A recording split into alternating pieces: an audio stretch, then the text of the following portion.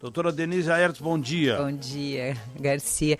Vamos só aproveitar esse gesto desse rapaz em São Paulo para a gente dar conta da diferença. Deixa eu te dizer uma outra coisa. Eles receberam ameaças depois de ter devolvido o dinheiro. Deve ser da comunidade de rua que achou que vivemos, não é só ele, não. Muita gente se inclina para essa ideia de que eles não deviam ter devolvido o dinheiro. Com certeza, não é só os moradores de rua. Eu ouvi muitas pessoas dizendo... Por exemplo, não vai devolver o dinheiro. Muitos estudos mostram que o morador de rua ele tem muita dificuldade de trocar esse estilo de vida que, por mais que nós olhemos para isso e possamos achar que não é vida, existe uma adaptação a essa forma de viver e que é muito difícil que eles consigam abandonar.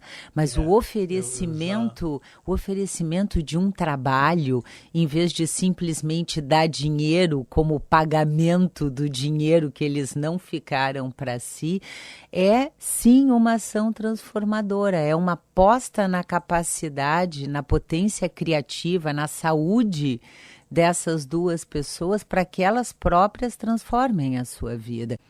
Quem tem a possibilidade de oferecer capacitação e trabalho, isso é sim a possibilidade de transformação. Muitos estão ali por desvio de comportamento emocional, né?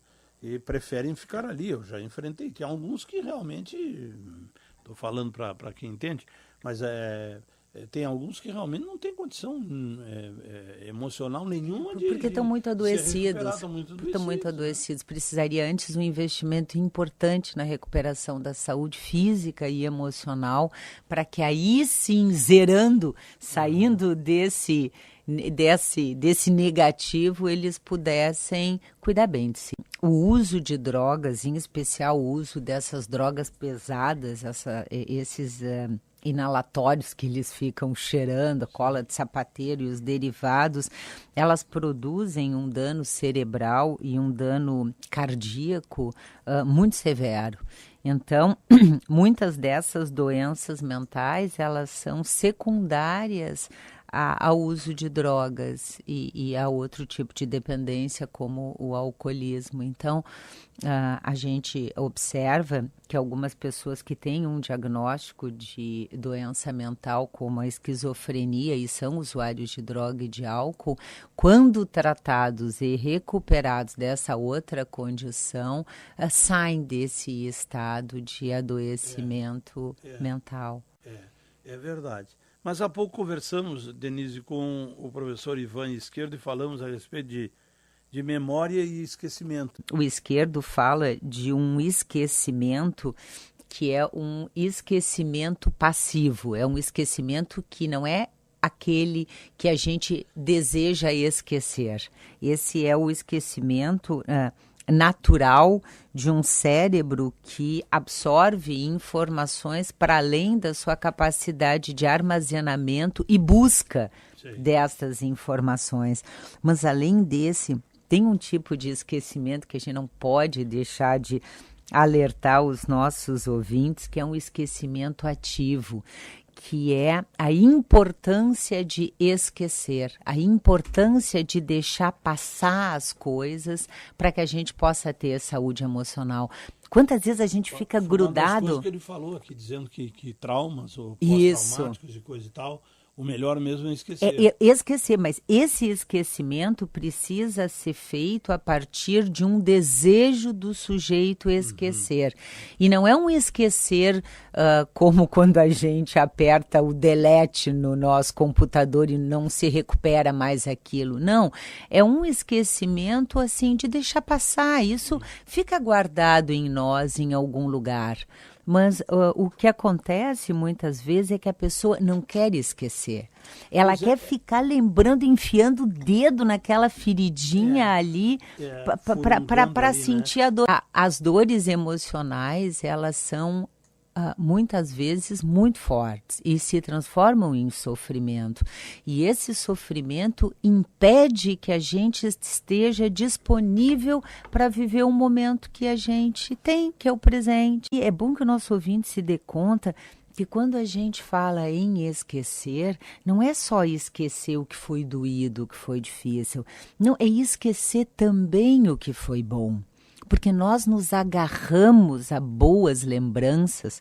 Quem é pai e mãe vai entender muito bem o significado disso. Nós ficamos nos lembrando dos nossos filhos quando eles eram bebês, quando eles eram criança, e o primeiro dente, e o passinho, e as gracinhas. E os nossos filhos agora são, as minhas já são muitas vezes a gente adultas. se pega abrindo aquelas caixas de fotografias antigas, né?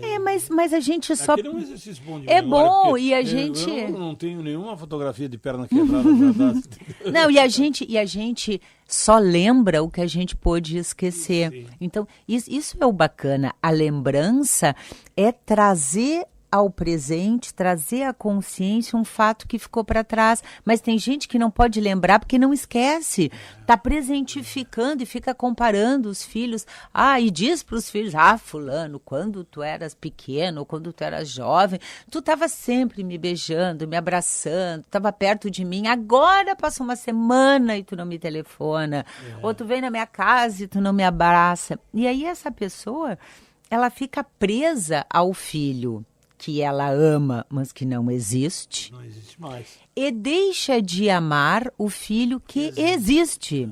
E aí a gente perde duplamente, porque aquele que já cresceu não existe mais e não é possível tê-lo no nosso cotidiano. Sim. E o que existe a gente empurra para longe da gente.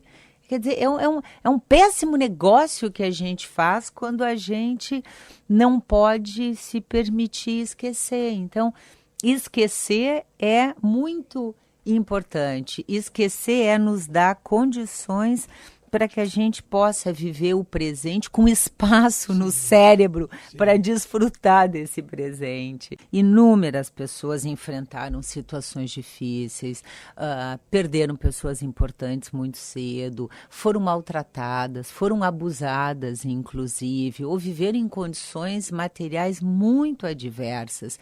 E essas pessoas deixam no passado o seu passado e se transformam a cada instante, produzem saúde dentro de si e são pessoas boas de a gente estar perto, porque elas são pessoas que tu percebe que elas estão vivendo o agora da vida delas. Compensação, tem outras que ficam lamujosas, se queixando, porque minha mãe não me dava bola, porque meu pai saiu de casa, ou porque eu nem sei o nome do meu pai, olha só que vergonha, na minha carteira de identidade, tá ali pai desconhecido. Mas não é o único nesse planeta, né? É bem-vindo ao mundo real. Agora, a gente tem sim... Vai em busca da oportunidade, né? Claro, e a gente tem como adultos, nós todos somos os nossos pais e as nossas mães. Se nós queremos cuidar bem de nós, a gente precisa começar a cada instante e não parar de cuidar bem de si. O Filosofando, que é uma das atividades da Bororó 25, verdades ou mentiras, quando e como? Nós adultos dizemos para a criança e para o jovem que é feio mentir. E esquecemos que o maior aprendizado deles é na observação de quem nós somos. Aí eles nos vêm aplicar cotidianamente uma série de golpes mentirosos. Um pai mente para a mãe, né? Ou no casal, mentem para os filhos se dão conta, mentem para os avós, mentem para quem telefona, mentem para quem trabalha junto. As pessoas mentem sem parar. E aí tem a falta de vergonha na cara e a falta de conhecimento de dizer para um jovem que o vê mentir sem parar, as mentiras mais bobas possíveis. E aí a gente inventou que tem a mentira branca, né? A mentira branca é aquela mentira que não é maldosa. O que a gente precisa é ser verdadeiro com as pessoas, em especial verdadeiro com as pessoas que são importantes para nós.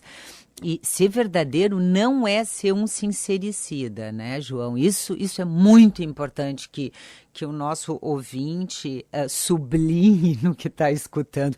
Não estamos dizendo, diga tudo o que lhe vem na cabeça. Isso é uma grande bobagem.